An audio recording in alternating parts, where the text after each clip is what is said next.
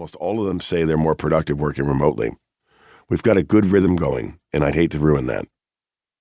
I can tell you right now, 3 of my engineers would walk out the door if they had to start coming in, said Rosa, always the blunt one of the group.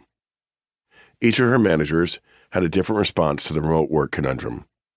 And that's when Claire realized that she needed to trust each of her managers to decide when their employees needed to be in the office and when they could work from home, recognizing that this would vary from department to department. All these actions caused employees at Claire's firm to feel loyal to their managers and to stay at the company. As a result, attrition wasn't as much of an issue when the Great Resignation took hold. Good word of mouth and positive reviews on sites like Glassdoor kept the applications coming. Then the economic downturn arrived. At first, Claire was afraid she would need to lay off some of her employees. But with the help of her managers, she was able to redeploy workers in the hardest hit areas to departments where demand was still high.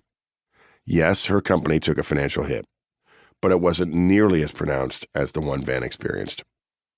When Van started his company, he had not had a middle management layer at all. As the company grew, he realized that if he didn't have managers, the company would descend into chaos. But most of his managers came from the front line without any training in people management. And so when COVID-19 came on the scene, they were ill-prepared for the rapid-fire problems it presented.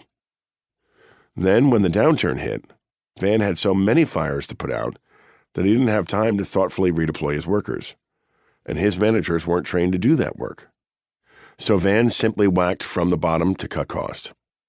That's when he started to realize that better-trained middle managers would have been a huge advantage. Claire's managers did have that advantage because of the investment she made in middle managers several years earlier. The mishandling of managers.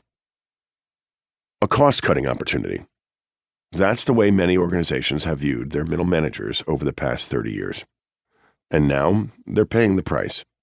That's why the 3 of us, management consultants at McKinsey, decided to write this book.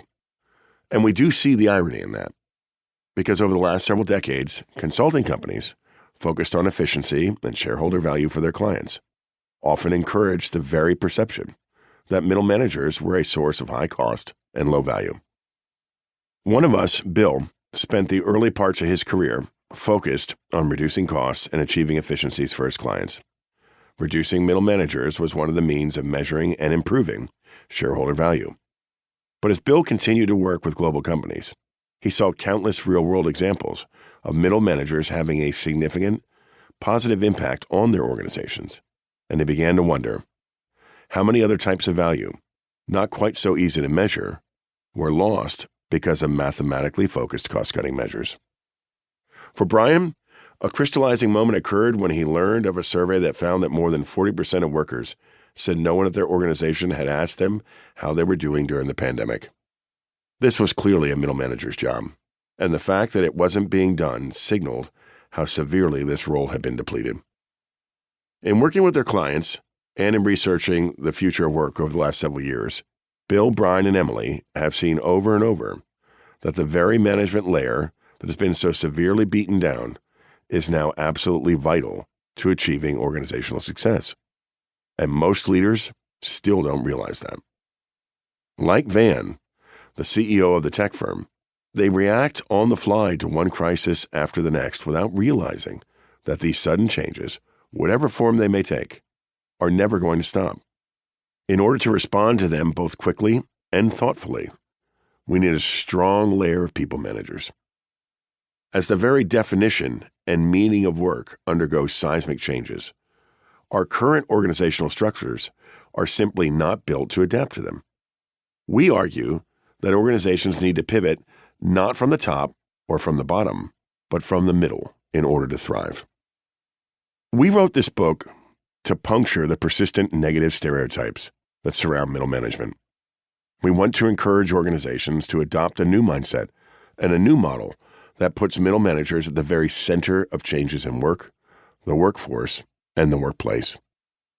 Right now, the very term middle manager is freighted with negativity, connoting, as it does, a 20th century idea of bureaucracy and make work within a strict organizational hierarchy. Who actually self-identifies as a middle manager anymore?